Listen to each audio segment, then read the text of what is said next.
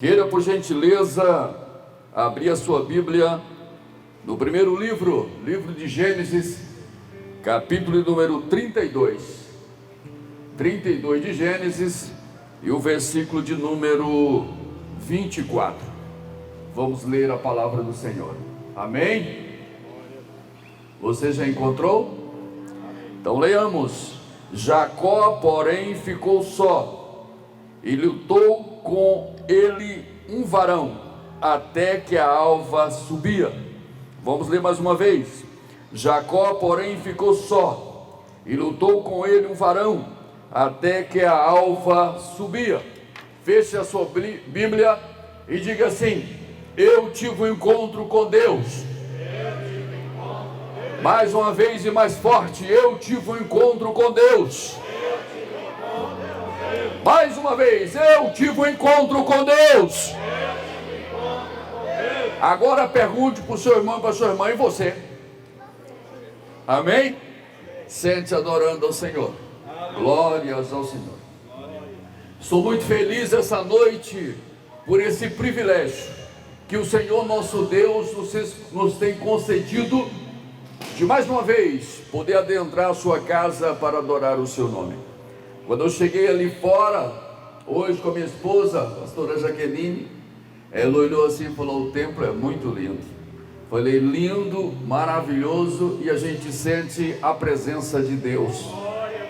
Quando chegamos à porta, duas jovens nos recepcionou ali com toda a gentileza que você possa imaginar, pastor Lucas. E aí uma tinha um aparelhozinho de medir, eu acho que a temperatura, e a outra um vidrozinho com álcool, jogou em nossas mãos, mediu a temperatura, e eu perguntei: e para entrar, precisa de máscara ou não? Aí ela disse: nós ainda estamos usando máscara. E a outra, menor, mais jovem, falou: vou buscar máscara para vocês. Nós tínhamos esquecido da máscara no carro. Já correu, pegou duas máscaras e trouxe para nós, nós colocamos. Que maravilha! Essa gentileza, essa cortesia da igreja, essa forma de recepcionar o povo que vem à casa de Deus. Parabéns, que Deus abençoe vocês. Vamos dar uma salva de palmas para aquelas recepcionistas? Amém? Então estou feliz em rever o pastor Lucas. Como ele disse, nos conhecemos desde a nossa adolescência, porque jovens ainda somos, né? Conhecemos a Lázara desde que ela ainda era criança. E na época eu conheci duas crianças, uma era a Lázara e outra era a minha esposa, né? Que hoje está comigo, me trazendo alegria essa noite, está aqui. Então rever a Lázara, rever o Lucas, rever o Silas, rever o Eliseu e a sua esposa, a pastora Meire. É um prazer muito grande em rever vocês essa noite aqui. Os obreiros, nós já estivemos aqui revendo a igreja. Então a alegria é muito grande. Estava analisando aqui, sentado, enquanto os irmãos cantavam, adoravam a Deus. Não tem lugar melhor do que estar na casa de Deus. Aí, pastor Eliseu, eu dou toda a razão ao salmista Davi, quando ele diz: alegrei-me quando me disseram, vamos à casa do Senhor. Estar na casa de Deus é coisa maravilhosa. E eu quero aqui parabenizar a missionária que teve a coragem de ir ao Nordeste fazer uma obra assistencial de muita envergadura, e ali levar também a palavra de Deus. Parabéns, que Deus continue abençoando a nossa irmã, abençoando a igreja aqui, por essa compreensão em fazer a obra de Deus e também ajudar as pessoas carentes. Glórias ao Senhor. Mas, meus irmãos, falei para o pastor Lucas essa noite: faça a programação e eu vou dar uma palavra, e o senhor resume o culto. A nossa palavra é curta, mas é a palavra de Deus. Lendo aqui Gênesis, capítulo número 27, eu notei uma mulher grávida, vi a história de uma mulher grávida, e aquela mulher, ela se incomodou com os sintomas que ela sentia da sua gravidez. Então ela foi conversar com Deus. Essa mulher chamava-se Rebeca, foi à presença do Senhor e perguntou: mas ó Deus, o que está acontecendo com a minha gravidez? É um sintoma diferente, anormal do que acontece com as mulheres grávidas. E o Senhor então disse: a tua gravidez é de gêmeos, tem duas crianças no teu ventre, duas nações aí estão, dois povos estão aí, um lutará contra o outro, e o maior servirá ao menor. Então ali já tinha uma luta, pastor Lucas, no ventre da esposa de Isaac,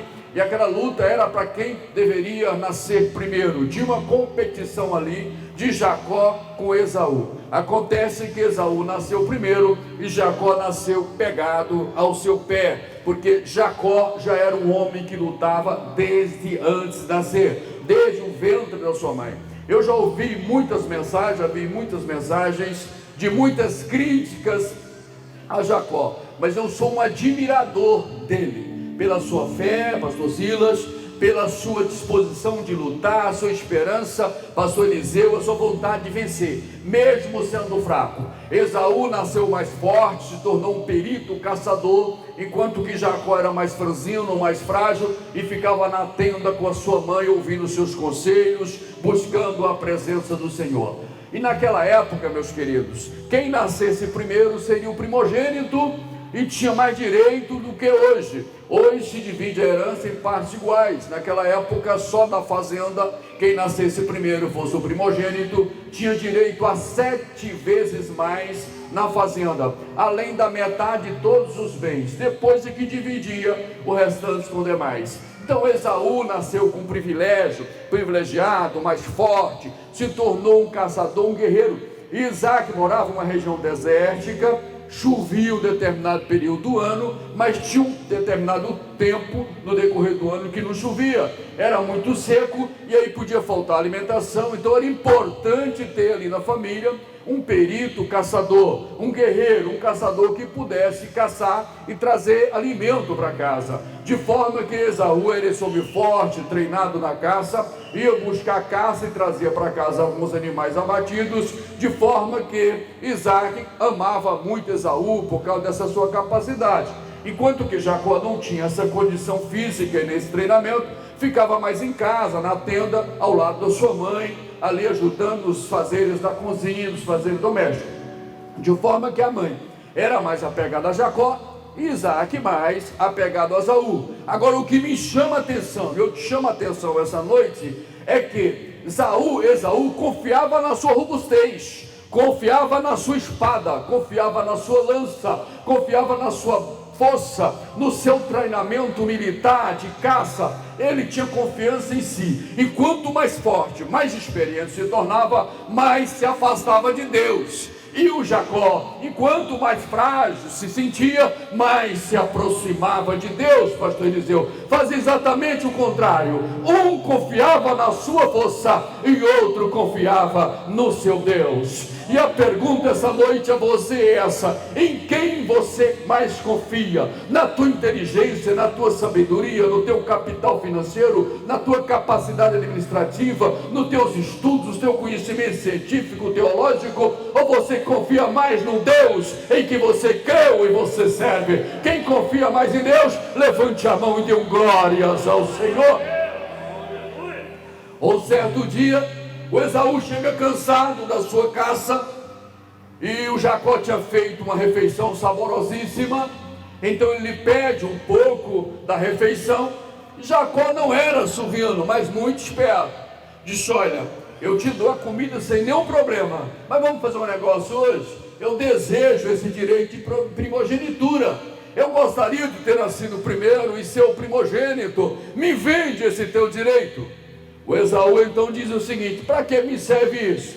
Isso não me serve para nada, eu estou com fome, depois eu morro, isso não vale nada. Me dê essa comida, negócio fechado. Jacó honrou o compromisso, deu tudo que ele queria comer, enquanto ele queria, ele estava dando. Pagou ali o contrato que fez, e Deus estava observando. Então Esaú, diz a palavra de Deus, que desprezou o seu direito de primogenitura por um prato de guisado. O Senhor diz essa noite: não despreze aquilo que Deus te deu, não troque por nada. Eu vi um louvor maravilhoso aqui, encantador. A minha esposa até estava filmando, porque é maravilhoso o louvor dessa igreja. Então, irmão, você que louve, não troque por nada isso que Deus te deu. Deus te deu essa voz bela, maravilhosa, essa voz ungida para cantar.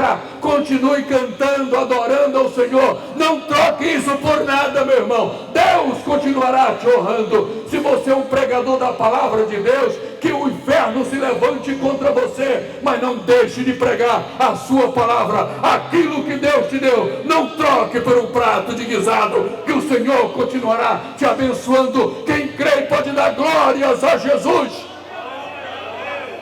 Mas ele desprezou, ele trocou por um prato de comida, e a vida continuou. Mas Deus não permite o desprezo, Deus não permite a hipocrisia, o abandono. Lá na frente o Isaac já estava velho, já não estava mais nem enxergando, e pensou o seguinte: não, eu devo morrer logo, quero abençoar então meu filho primogênito. Chamou aqui o Esaú, disse: meu filho, vai lá, busca uma caça para teu pai, faz aqui uma refeição, traz aqui que eu vou te abençoar. E ali a Rebeca está ouvindo a conversa. Aí chega então com Jacó e diz: olha, o teu pai hoje vai abençoar o teu irmão, mas acontece que ele vendeu o seu direito, só que ele não está querendo honrar o compromisso que fez contigo. Vai ali, pega 2 carneiros, mata, eu vou fazer uma comida saborosa para o teu pai. E o Jacó disse: não, minha mãe, eu não vou fazer isso, eu não vou enganar meu pai. Alguém, Silas, fica dizendo que foi o Jacó que enganou o velho. Não foi, foi a mãe que assumiu o compromisso. Ele disse: olha mãe, eu não vou lá não, porque se eu for enganar meu pai, em vez de eu sair lá com a bênção, eu vou sair com a maldição. E a sua mãe disse: meu filho, que a maldição caia sobre mim, faz como eu te ordeno. E ele, como obediente à mãe, assim ele fez, e recebeu a bênção do seu pai Isaac. Quando Esaú chegou, a bênção já tinha sido dada então ao seu irmão, e ele se revolta, então diz: eu vou matar esse meu irmão quando meu pai morrer. A velha toma conhecimento, diz: meu filho, você tem que ir embora daqui. E conversa com Isaac, diz: olha, o Jacó tem que ir lá para a casa do meu irmão. Lá ele casa com uma das suas filhas, porque o Esaú já desprezou aqui a palavra de Deus, já casou com uma mulher daqui, já tem amargurado nossos corações. Isso já tinha acontecido, e nós não queremos que o Jacó siga o mesmo caminho, que ele siga lá para casa de Labão e case com uma das suas filhas. Então, pastor Eliseu, o Isaac chama o Jacó, e aí a Bíblia diz que o Isaac abençoa Jacó com a bênção de Abraão. Nós podemos analisar 2 bênçãos aqui. A primeira bênção era da primogenitura, que tinha direito o filho mais velho, mas a bênção de Abraão foi dada exatamente nesse momento da partida de Jacó. Agora eu fico observando, meus queridos, uma história bela como essa, que o Jacó não tinha experiência com o deserto, Jacó não tinha experiência com caça, ele não tinha experiência em andar sozinho, era homem de tenda, e ele agora tem que viajar algo em torno de 800 quilômetros a pé para chegar na casa de Labão. É como se você saísse daqui de Redenção e fosse a Belém a pé. E ele caminhou num dia 100 quilômetros, ele era bom de caminhada, caminhou 100 quilômetros a pé durante um dia. À noite chegou, ele precisava descansar, não tinha uma cama confortável como você tem, não tinha um apartamento com ar-condicionado como você tem, ele não tinha uma coberta para você se embrulhar como você tem, ele não tinha um travesseiro como você tem. Deitou mesmo, foi no chão, deitou no chão, colocou uma pedra na sua cabeça e ficou ali até adormecer. E quando ele adormeceu, ele teve uma visão de Deus. Ele viu uma escada subia em direção aos céus.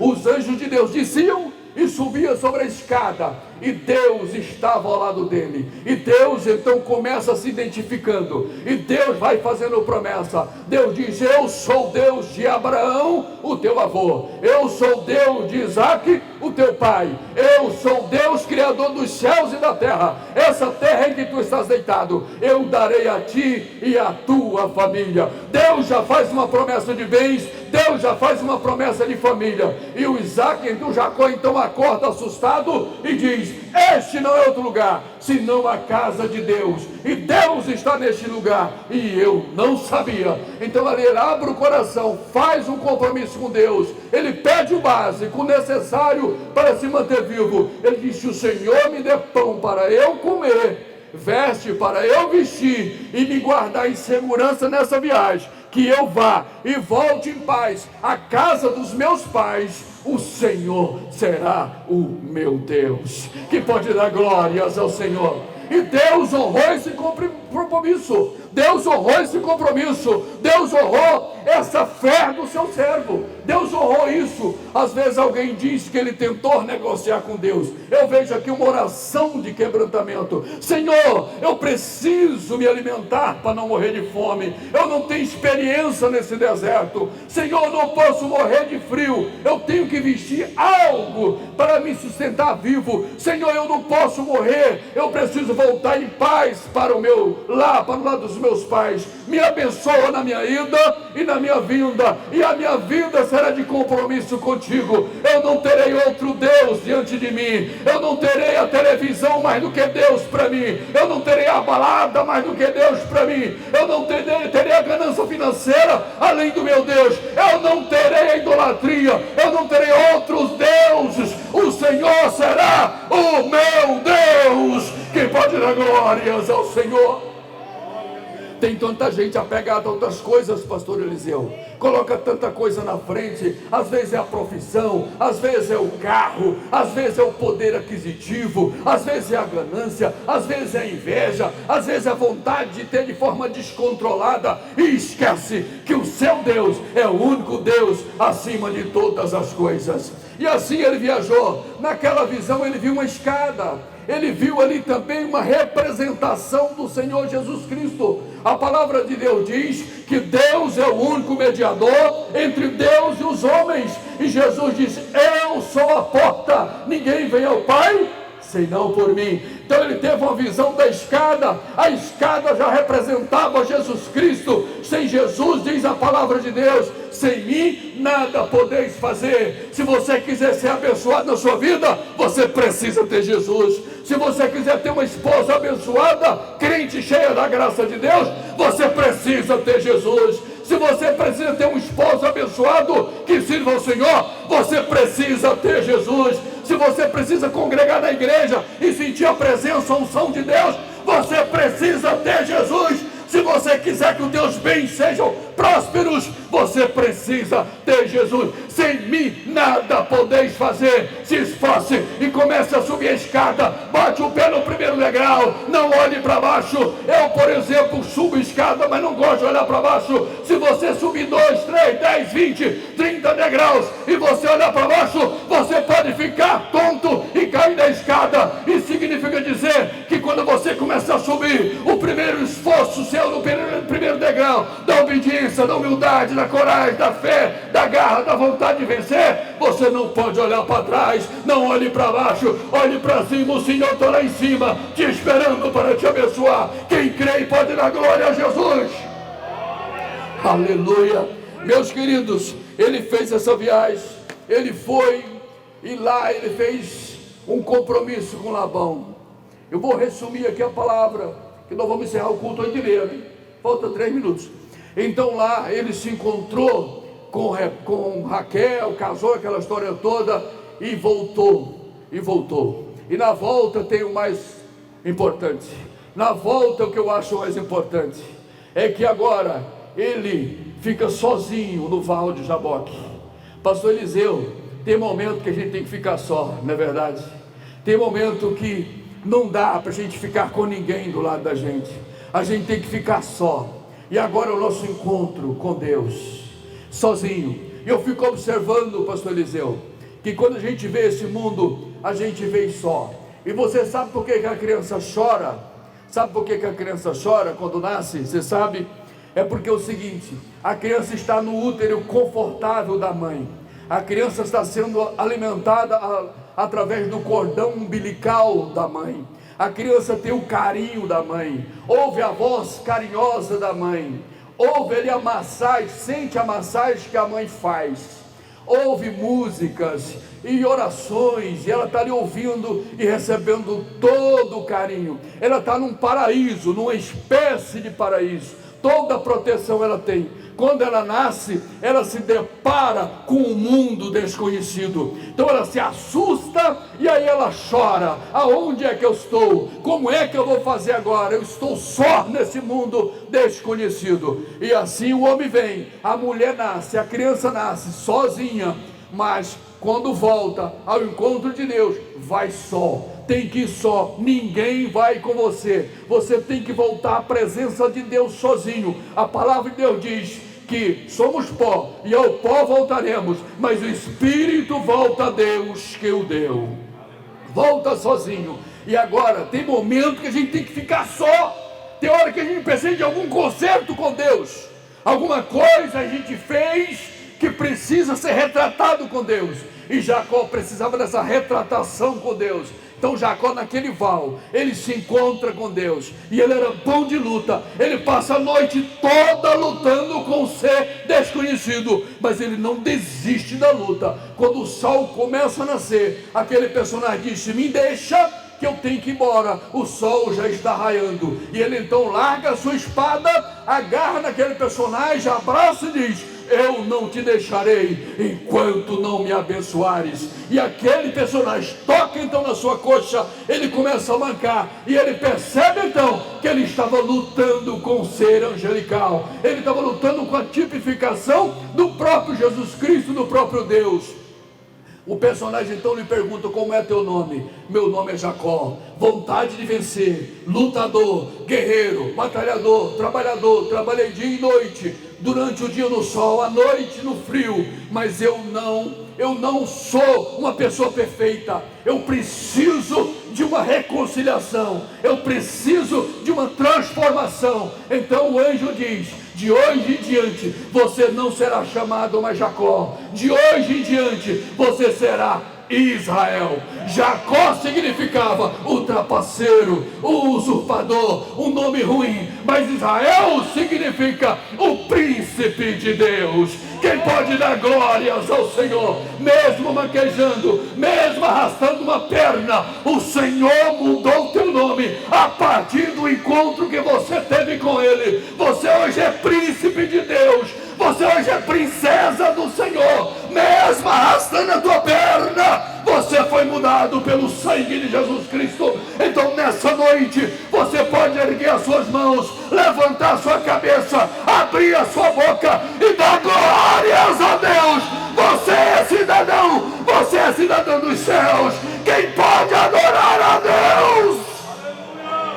Coloca de pé, o nosso horário venceu. Vamos adorar. Mas pastor Lucas, hoje eu estou com vontade de pregar, porque eu sinto a presença de Deus aqui. Você que está linkado nessa live, dê glórias a Deus. Você que está linkado nessa igreja, dê glória a Deus. Você está no melhor lugar da terra. Você está onde se sente a presença de Deus.